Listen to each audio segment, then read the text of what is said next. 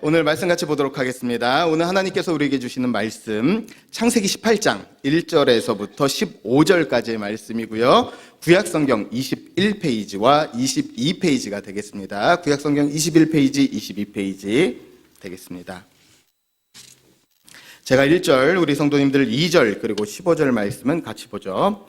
여호와께서 마므레의 상수레 나무들이 있는 곳에서 아브라함에게 나타나시니라. 날이 뜨거울 때 그가 장막문에 앉아 있다가 눈을 들어본즉 사람 셋이 맞은편에 서 있는지라. 그가 그들을 보자 곧 장막문에서 달려나가 영접하며 몸을 땅에 굽혀 이르되 내 주여 내가 주께 은혜를 입었사오면 원하건대 종을 떠나 지나가지 마시옵고 물을 조금 가져오게 하사 당신들의 발을 씻으시고 나무 아래에서 쉬소서. 내가 떡을 조금 가져오리니 당신들의 마음을 상쾌하게 하신 후에 지나가소서. 당신들이 종에게 오셨음이니이다. 그들이 이르되 내 말대로 그리하라. 아브라함이 급히 장막으로 가서 사라에게 이르되 속히 고운 가루 세 스아를 가져다가 반죽하여 떡을 만들라 하고 아브라함이 또 가축대 있는 곳으로 달려가서 기름지고 좋은 송아지를 잡아 하인에게 주니 그가 급히 요리한지라. 아브라함이 엉긴 젖과 우유와 하인이 요리한 송아지를 가져다가 그들 앞에 차려놓고 나무 아래에 모셔 섬에 그들이 먹으니라. 그들이 아브라함에게 이르되 내 아내 사라가 어디 있느냐 대답하되 장막에 있나이다. 그가 이르시되 내년 이맘때 내가 반드시 내게로 돌아오리니 내 아내 사라에게 아들이 있으리라 하시니 사라가 그 뒤 장막문에서 들었더라. 아브라함과 사라는 나이가 많아 늙었고 사라에게는 여성의 생리가 끊어졌는지라. 사라가 속으로 웃고 이르되 내가 노쇠하였고 내 주인도 늙었으니 내게 무슨 즐거움이 있으리요. 여호와께서 아브라함에게 이르시되 사라가 왜 웃으며 이르기를 내가 늙었거늘 어떻게 아들을 낳으리요 하느냐. 여호와께 능하지 못한 일이 있겠느냐. 기한이 이를 때에 내가 내게로 돌아오리니 사라에게 아들이 있으리라. 우리 15절 말씀은 같이 보겠습니다. 시작. 사라가 두려워서 부인하여 이르되 내가 웃지 아니하였나이다. 이르시되 아니라 내가 웃었느니라. 아멘. 오늘은 창세기 18장 1절에서부터 15절까지의 말씀을 가지고 일상 속에 살아계신 하나님 믿음으로 붙들다, 일상 속에 살아계신 하나님 믿음으로 붙들다 라는 제목으로 하나님 말씀 증거하도록 하겠습니다. 세계적인 기독교 리더 빌 브라이트라는 박사님이 계십니다. 잘 알려진 대학교 복음 선교회 CCC를 창설하신 분입니다.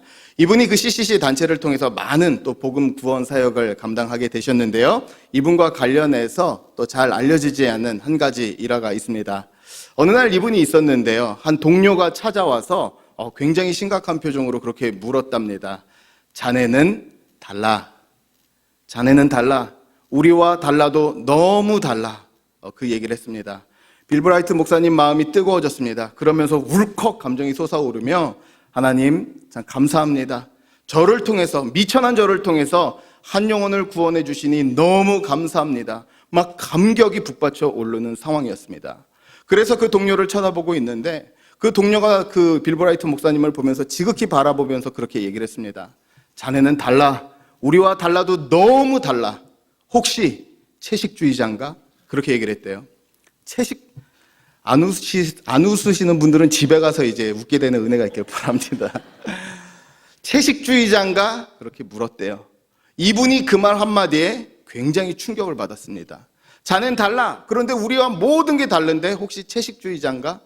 그러면서 이분이 뭘 생각하게 됐냐면 내가 지금까지 믿었지만 교회 안에서만, 신앙 안에서만 믿었구나. 내 믿음이 실제로 일상생활에서 힘을 나타내고 있지 못하구나. 그래서 이제 그때부터 했던 게 뭐냐. 이 교회 안에 있었던 이 신앙을 끄집어내서 일상의 말과 일상의 행동으로 그때부터 만들기 시작했다는 사실입니다.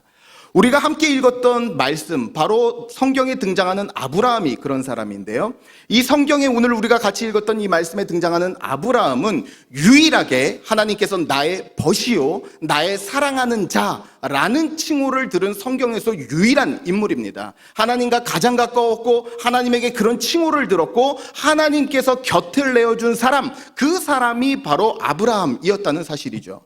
그런데 말씀을 보니까 아브라함이 그런 삶을 살할 수 있었던 이유를 히브리서 말씀은 이렇게 제시합니다. 히브리서 13장 2절 말씀인데요. 이렇게 말하고 있습니다. 같이 한번 읽어볼까요? 손님 대접하기를 잊지 말라. 이로써 부지 중에 천사들을 대접한 이들이 있었느니라. 어떤 상황에서요? 부지 중에. 부지 중이라는 게 뭡니까? 알지도 못하는 사이에, 자각하지도 못하는 사이에, 즉 일상에서, 너무나 평범한 일상에서 그는 믿음의 삶을 살았고, 그것이 하나님께 인정받는 믿음, 하나님 곁에 머무는 삶을 살게 되었다는 사실입니다. 그래서 저는요, 오늘 말씀을 준비하면서 한 가지 꿈을 갖게 됐습니다. 무엇이냐? 교회 안에서만 하나님, 믿음, 믿습니다, 능력, 여기서만 머무는 것이 아니라 오늘 우리가 선포하는, 우리가 담대히 외치는 모든 믿음의 고백들이 이 교회의 울타리를 넘어 우리의 일상의 능력이 될 수 있는 은혜가 있길 바랍니다. 우리 일상의 능력으로 나타나야 돼요. 그러면 이제 일상에서 믿음을 가지고 산다는 의미가 뭐냐? 좀 살펴볼 건데요. 먼저 첫 번째로 우리가 믿음을 가지고 산다는 것의 의미는 바로 이것입니다. 같은 상처 앞에서 믿음을 선택하는 거예요. 같은 상처, 반복되는 일, 반복되는 절망 앞에서 바로 믿음을 선택하는 것, 그때가 바로 믿음이 필요한 때라는 것입니다. 오늘 말씀을 보면요, 이제 아브라함이 너무도 무더울 때 자기의 장막 문 앞에 있었습니다. 그런데 저쪽을 보니까, 건너편을 보니까 어떤 세 사람이 오고 있는 거예요. 그것을 보자마자 아브라함이 어떻게 했냐? 갑자기 달려나가서 그를 환대하고 그들 앞에 엎드리는 장면이 나타나게 됩니다. 오늘 말씀 2절 말씀인데요, 같이 한번 읽어보도록 하겠습니다. 본문 2절 말씀입니다. 18장 2절입니다.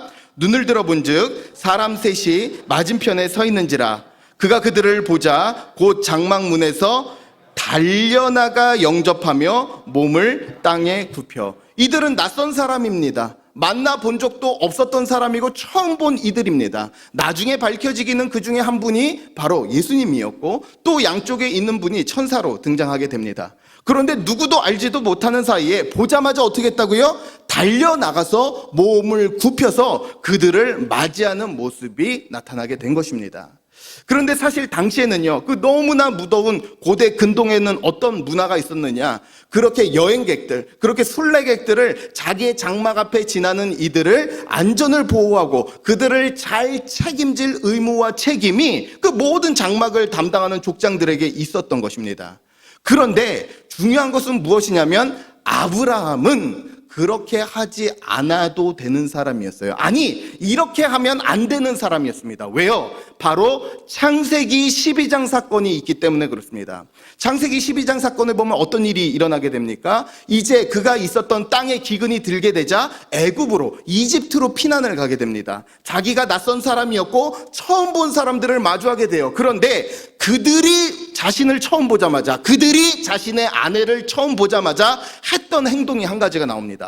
창세기 12장 말씀인데요, 14절과 15절 말씀입니다. 같이 읽어볼까요? 아브라함이 애굽에 이르렀을 때 애굽 사람들이 그 여인이 심히 아리따움을 보았고, 15절입니다. 바로의 고관들도 그를 보고 바로 앞에서 칭찬함으로 그 여인을, 무슨 일이 일어난 겁니까? 처음 만난 사람들, 처음 낯선 이들을 만났는데 그들이 지금 어떻게 한 거예요? 아내를 데려간 겁니다. 아내를 빼앗기게 된 상황인 거예요. 물론 하나님의 강권적인 개입으로 말미암아서 아내를 다시 한번 되찾게 됐지만, 그때부터 어떤 마음이 들었겠습니까? 이 낯선 사람들 만나기만 하면 내 다시는 그렇게 하지 않겠다, 그런 마음이 충분히 있는 거 아닙니까? 그런데 오늘 말씀을 봤는데요, 처음으로 저기서 낯선 이들이 나오는데 어떻게 합니까? 그곳을 향해 달려가요. 그리고 그들을 영접합니다.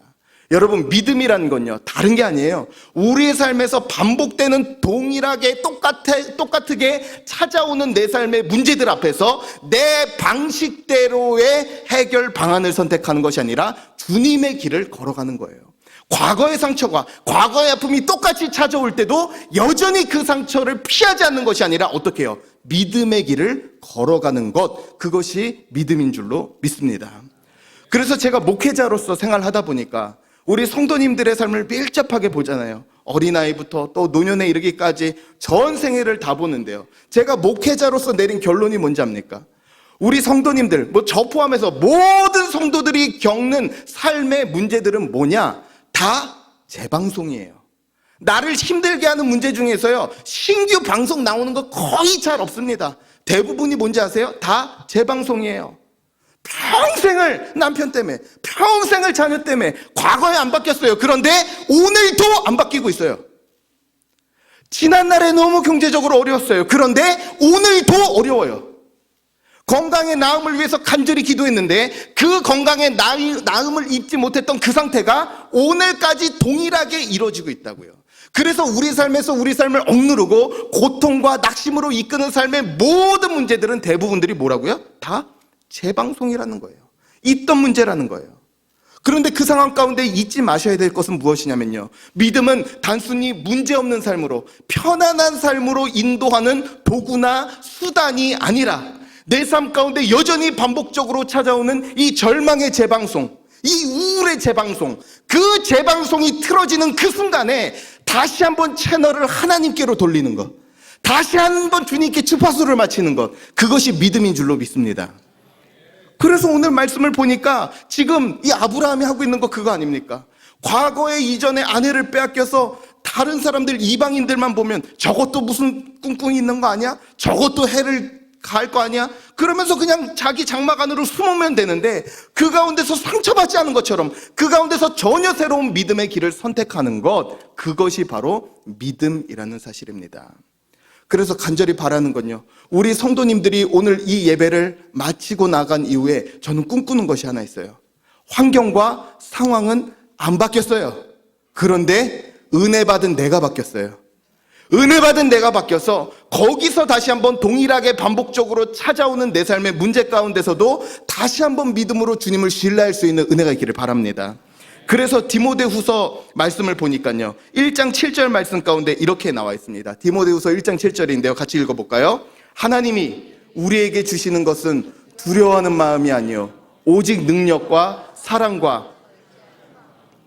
하나님이 어떤 마음을 주신대요? 하나님은요, 두려운 마음을 주시지 않고, 하나님은 다시 한번 능력을 주시고, 다시 한번 사랑할 수 있는 마음을 주시고, 다시 한번 절제함으로 말미암아 주의 길 갈 수 있는 새 마음과 새 능력을 주시겠다고 약속해 주셨습니다. 간절히 바라는 것, 우리 성도님들 가운데서 어떠한 절망에, 어떠한 우울의 재방송이 또 틀어지고 있는지 잘 알 수 없으나 오늘 이 예배를 통해서, 오늘 이 아브라함이 내렸던 그 믿음의 선택을 통해서 다시 한번 담대히 믿음으로 하나님을 더욱더 신뢰하고 하나님을 주목할 수 있는 은혜가 있기를 바랍니다.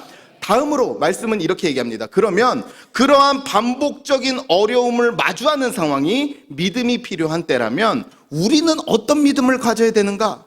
바로 이 시대를 사는, 2025년을 사는 우리에게 필요한 믿음은 무엇인가? 바로 두 가지로 좀 정리를 하겠는데요. 첫째는 바로 이 믿음입니다. 절망의 일상을 약속의 자리로 바꾸실 수 있다는 그 믿음입니다. 같이 한번 고백할까요? 시작. 절망의 일상을 약속의 자리로 바꾸신다. 자, 이제 아브라함은요, 장막 문 앞에서 이 세 사람을 맞이합니다. 그런데 그냥 단순히 맞이한 정도가 아니라 너무나 호화로운 그 상을 차리게 되는데요. 물을 가져다가 발을 씻게 하고, 또 말씀 보니까 떡과 고기, 우유, 온통 좋은 것들로 다 대접하기 시작합니다. 그런데 놀라운 것은 무엇이냐면 바로 이 초대를 받고 대접을 받은 이 세 사람이 그 음식을 갖고 어떠한 행동을 해요. 오늘 말씀 보니까 8절 말씀인데 같이 한번 읽어볼까요? 시작. 8절 말씀입니다. 아브라함이 엉긴 젖과 우유와 하인이 요리한 송아지를 가져다가 그들 앞에 차려놓고 나무 아래 모셔 섬에 그들이 뭐 하셨다고요? 먹으니라. 우리 성도님들, 만약에 성경에 줄 쳐야 된다면 이런 데 줄을 치는 겁니다. 먹으니라. 이게 왜 중요하냐면요, 성경에 나타난 하나님의 현현, 혹은 하나님께서 제사도 받으시고 예배도 받으시지만 하나님께서 음식을 드시는 경우는 성경에서 거의 나타나지 않습니다. 그런데 언제 나타나느냐? 딱 나타나는 경우가 정해져 있는데요, 하나님께서 어떠한 약속을 주셨어요. 언약을 주셨어요. 그런데 그 약속이 흔들려요. 이 사람이 그게 안 이루어질까 봐 걱정해요. 그러면 야, 걱정하지 마. 내가 너에게 찾아가서 식사까지 함께하고 나의 성품을 너에게 보여줬기 때문에 이 약속은 반드시 이루어질 거야 라는 흔들리지 않은 약속을 주실 때 언약의 식사로서 하나님께서 드세요. 언제 드시느냐? 오늘 말씀에 드시고 출애굽기 24장 말씀을 보면 시내산 언약을 맺을 때 이스라엘 백성들이 그런 언약들이 이루어지고 우리가 하나님의 백성이 될 수 있습니까? 두렵고 떨고 있는데 하나님이 차려주시는 만찬을 그들이 함께 먹는다고요. 그러니까 오늘 말씀에서 지금 보니까 어떤 상황입니까? 하나님께서 17장에서도 아들 주시겠다고 약속해 주셨어요. 그런데 거기서 아브라함이 웃음을 참지 못하고 푹 웃었어요. 그런데 오늘도 그런 불가능한 약속이 또 주어지니까 믿지 못하는 그들에게 어떻게 하시기 위해서 반드시 이 약속이 이루어지는데 이 약속이 이루어지는 것은 무엇 때문에? 내 성품에 근거해요. 내가 너를 찾아가서 식사까지 함께하고 너에게 나를 보였으니 이 약속은 이루어진다 안 이루어진다? 반드시 이루어진다. 그 약속으로 지금 식사를 하고 있다는 사실이에요. 그래서 하나님께서 그 약속을 특히 식사를 하신 다음에 그 약속을 구체적으로 주시는데 오늘 말씀 10절 보니까 이렇게 나와 있죠. 식사 이후에 주신 약속입니다. 같이 읽어볼까요? 시작. 그가 이르시되 내년 이맘때 내가 반드시 내게로 돌아오리니 내 아내 사라에게 아들이 있으리라 하시니 사라가 그 뒤 장막문에서 들었더라. 뭘 말씀하십니까? 내가 반드시 내게로 뭐하리니요? 돌아오리니. 그리고 또 뭐가 있게 될 거래요? 아들이 있으리라 하시니라. 오늘 말씀을 보니까 하나님이 약속을 주세요. 반드시 돌아올 거고 아들이 어떻게 될 거다? 반드시 있게 될 거다. 근데 그 이야기를 듣고요, 사라가 인정하지 않습니다. 왜요? 내 상황은 지금 사라의 상황만 보면 너무 절망이에요. 일상이 절망이에요. 일상이 우울이에요. 일상이 소망이 없어요. 그런데 하나님은 지금 뭘 약속한 거예요? 그런 절망의 텃밭을, 그런 우울한 텃밭을 뭘로 만들어주겠다고요? 약속의 실현의 장소로 만들어주겠다. 지금 그걸 약속하고 계시다는 거예요. 그래서 우리가 붙잡아야 되는 게 무엇이냐면요, 내 일상이 절망이에요. 내 일상에 소망이 없어요. 그런데 반드시 하나님께서 우리 삶 가운데 임하시고 그분의 신실한 약속이 우리에게 찾아오시면 내 삶 바로 그 자리가 하나님의 약속이 실현되는 은혜의 터가 될 줄로 믿습니다. 제가 이걸 언제 경험하게 됐냐면요, 지난번에 우리 교회에서 또 배려를 잘 해주셔서 목사님 이제 우리나라의 전도에 좀 달인이 되어 주십시오 그러면서 이제 그 전도 폭발 훈련을 이제 제가 거기를 그 훈련을 등록하고 이제 교사 자격증 이제 또 받으러 거기 전폭을 이제 한 주 동안 가게 됐습니다.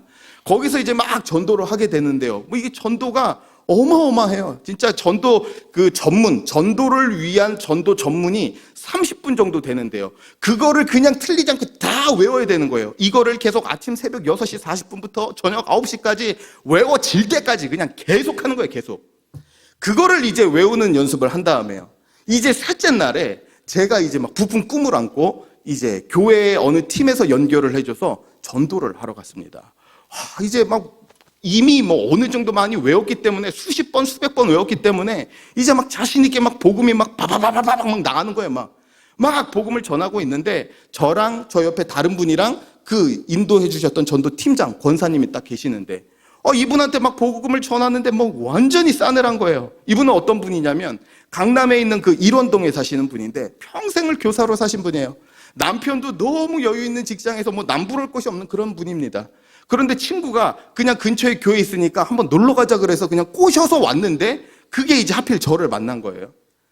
이제 가가지고 거기서 막 복음을 막 전하고 있는데 선생님 오늘이라도 이 세상을 떠나신다면 천국에 들어갈 확신이 있으십니까? 막 얘기를 하고 있는데 그분이 저를 딱 빤히 쳐다보면서 이렇게 두 가지를 얘기했어요. 저는요, 죽은 이후에 지옥을 가든 천국을 가든 아무 관심 없어요. 저는 죽음 이후의 삶이 있다고 믿지 않는 사람입니다. 그리고 또 하나를 얘기했습니다. 그리고 제 주변에 예수 믿는 사람들, 교회 다니는 사람들 보니까 믿을 이유가 없습니다. 저는 지금 엄청 기대하면서 갔는데 그냥 처음부터 딱 끊는 거예요. 나는 믿고 싶은 마음이 없습니다. 예수 믿는 사람들 행동 보니까 믿을 이유가 없습니다. 딱 끊는 거예요. 그래서 제가 마음속에서 이건 진짜 받아들일 수가 없겠다. 그것도 순서가 좀 있어요. 처음부터 해서 마지막까지 쭉 있는데 이 마지막에 무슨 예와 뭐까지 해서 다 가야 되는데 처음 지금 1단계에서 막힌 거예요. 안 받으신 거예요. 그래서 이제 옆에 있는 다른 분이 좀 더 훈련을 받은 분이 제가 좀 해볼게요. 그래서 맨 마지막에 있는 뭐 의자 예와 막 이런 걸 하려고 일어섰는데 하지 못하고 앉았어요. 그분이 안 들어서. 뭐 이런 상황이니까 이제 어떡합니까? 마음 가운데 이분은 도저히 받아들일 수가 없다. 이렇게 마음이 굳으신 분은 어떻게 전도하나? 빨리 교회 가고 싶다. 막 이런 생각 들면서. 그런 상황이었어요. 그런데 거기 전도 팀장으로 같이 하셨던 권사님이 그분 손을 붙들고 얘기를 하는 거예요.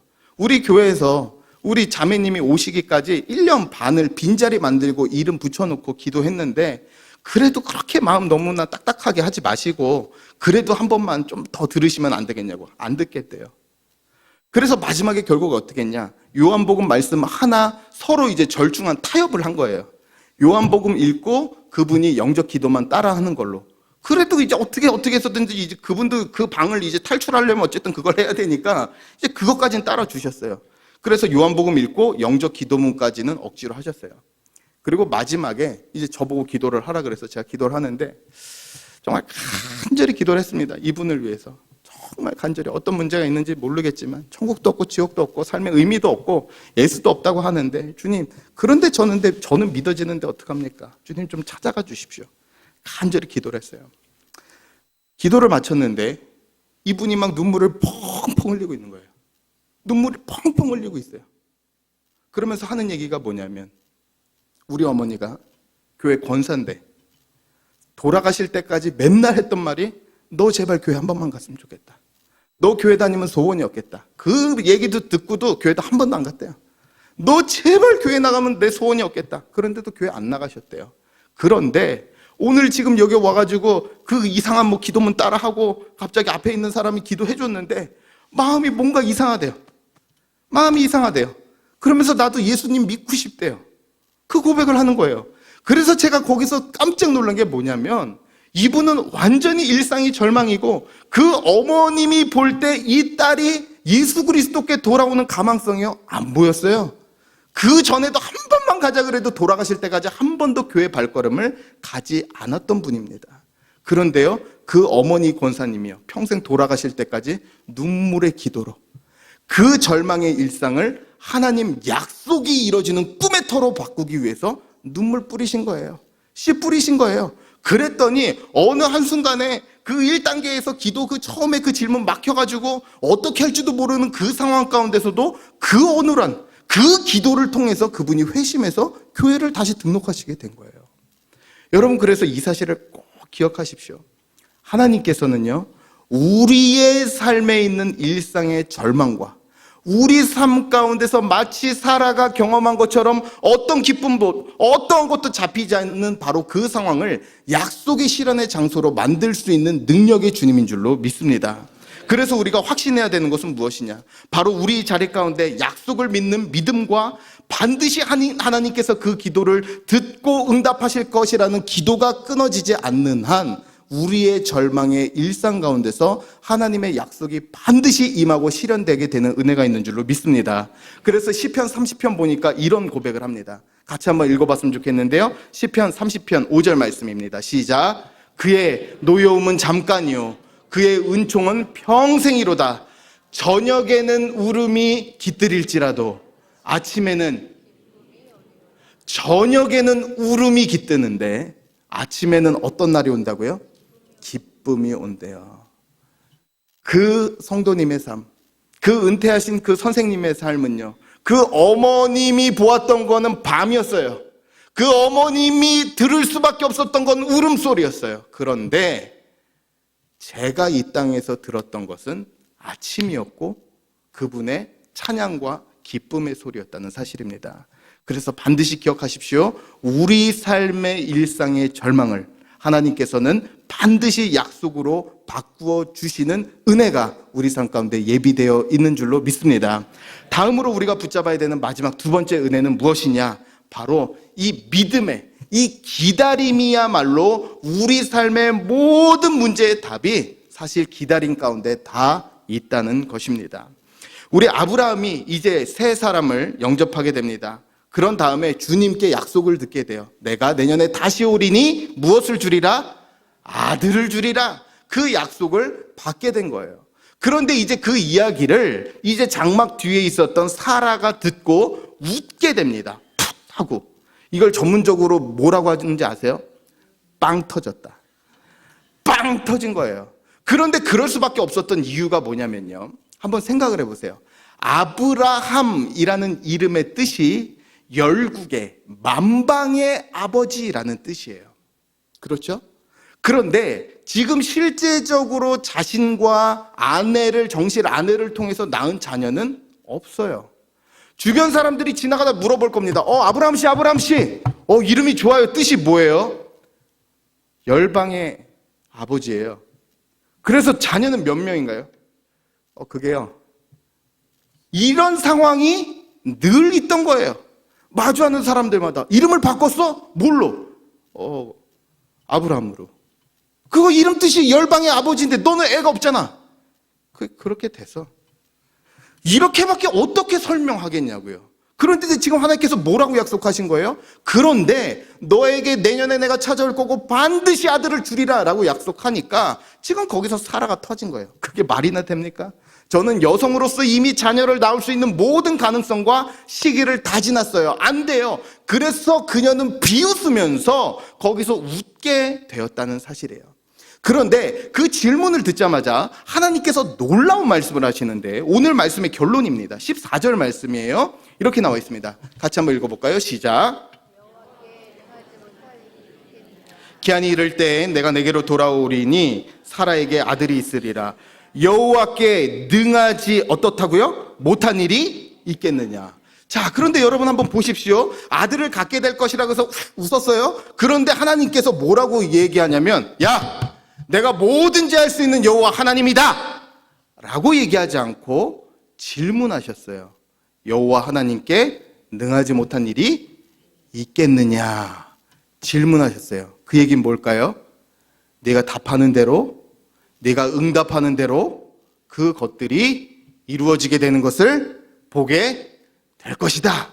그렇게 얘기를 한 거예요. 그럼 여기서 하나 질문을 드릴게요. 성도님들, 우리 하나님께서, 성경에 나와 있는 여호와 하나님께서 하실 수 없는 일들, 하나님께 불가능한 일이 있으십니까? 우리 1부 때는 굉장히 크게 없습니다 막 이러는데 2부 때는 있을 수도 있어요. 약간 이런 표정으로. 우리 하나님께 불가능한 일이 있습니까? 없습니다. 믿으십니까? 아멘. 우리 하나님께는 불가능한 일이 없으세요.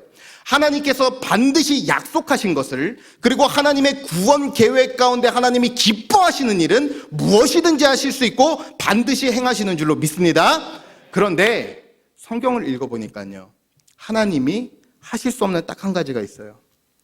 마가복음 14장 말씀을 보니까 하나님이 할 수 없는 한 가지를 이렇게 이야기합니다.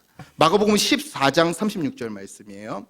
같이 읽어볼까요? 시작. 이르시되 아빠 아버지여, 아버지께는 모든 것이 가능하오니 이 잔을 내게서 옮기시옵소서. 그러나 나의 원대로 마시옵고 아버지의 원대로 하옵소서 하시고. 하나님이 뭐든지 하실 수 있었어요. 뭐든지 하실 수 있는 권능의 하나님입니다. 그러나 하나님이 하실 수 없었고, 더 정확하게 말해서 하시지 않은 한 가지가 있는데 무엇이냐면 나를 포기하는 일이었어요. 나를 구원하지 않는 일이었어요. 나를 사랑하지 않고 나를 내치는 일이었어요. 그것이야말로 하나님이 하실 수 없는 유일한 한 가지였다고요. 오늘 말씀을 보니까 아브라함에게 또 사라에게 묻습니다. 여호와 하나님에게 능치 못할 것이 있겠느냐? 그들의 믿음을 담보로 하는 문제였어요. 그런데 그들에게 믿음이 있었어요? 없었습니다. 그들에겐 불신앙이 있었고 하나님의 계획 가운데서 그들의 불신앙은 걸림돌일 뿐이었어요. 그런데 놀라운 것은 무엇이냐? 신약 성경은 이야기하기를 하나님께서 하실 수 없는 딱 한 가지가 있는데, 이런 연약한 믿음을, 이런 믿음 같지도 않은 믿음을, 하나님을 믿는다 하면서도 여전히 흔들리는 그 믿음을 하나님이 포기할 수 없어서, 한번 따라할까요? 자신 스스로 이루어 가신다. 그게 결론이에요. 하나님 자신 스스로 이루어 가신다. 그래서 사라도 믿음이 없었고 17절에서 아브라함이 웃고 18절에서 사라가 웃었음에도 불구하고 그 계획은 이루어집니다. 왜요? 아직 하나님은 이들을 놓지 않으셨기 때문에. 우리 삶의 원리가 여기 있는 거예요. 여러분, 하나님께서는요, 네 믿음 가지고 개척하라, 네 믿음 가지고 내 인생을 열어가라 말씀하지 않으세요. 하나님은 무엇을 요청하시느냐? 우리의 연약한 믿음에도 하나님을 붙잡을 수 없는 그 흔들리는 그 믿음 가운데서도 하나님만이 이루어 가실 것을 흔들리지 않는 이 기반 가운데 살아가기를 원하세요. 그런데 거기에 꼭 필요한 과정이 뭔지 아세요? 바로 기다림입니다. 기다림. 그래서 오늘 말씀을 보면요, 하나님께서 사라와 아브라함한테 아무것도 안 주고 가셨어요. 세 명의 이름 누군지 안 알려주셨어요. 언제 올 건지, 며칠에 올 건지 안 알려주셨어요. 어떤 수태고지의 증거로서 어떤 징표가 있게 될지 안 알려주셨어요. 그럼 뭐만 하면 됐어요? 기다림만 요청받았어요. 왜요?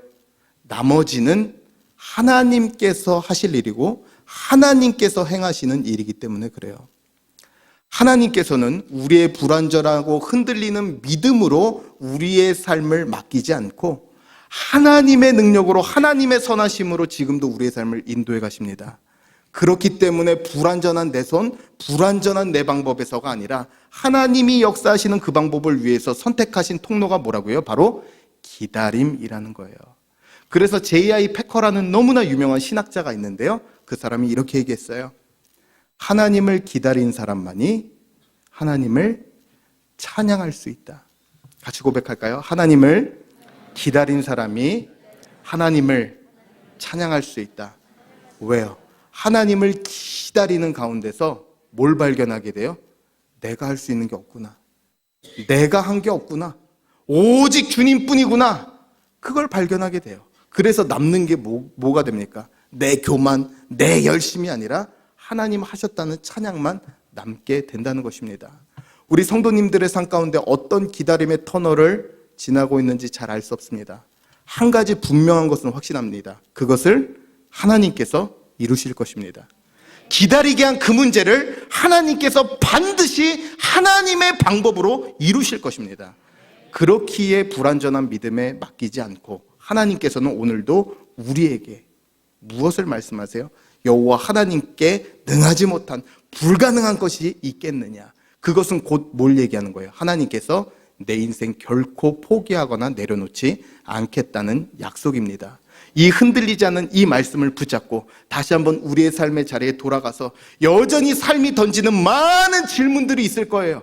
그러나 지금 당장 답 못합니다. 아니요, 답 줘도 우리가 받아들일 수 없어요. 그러나 우리가 하나님의 방법 따라 믿음으로, 기다림으로 그 과정을 지날 때 우리가 하나님이 누구신지 알게 될 뿐만 아니라 하나님께서 결국은 이루셨음을 우리의 삶의 자리에서 반드시 목도하게 될 줄로 믿습니다. 이 기다림의 과정을 신실하게 걸어가는 모든 열방의 성도님들 되실 수 있기를 주님의 이름으로 간절히 축원합니다.